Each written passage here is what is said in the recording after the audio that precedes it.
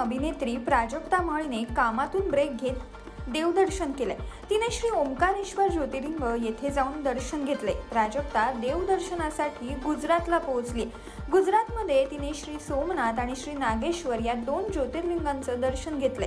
याचे काही फोटो तिने सोशल मीडियावर सुद्धा शेअर केले। पाहूयात यातील काही फोटो।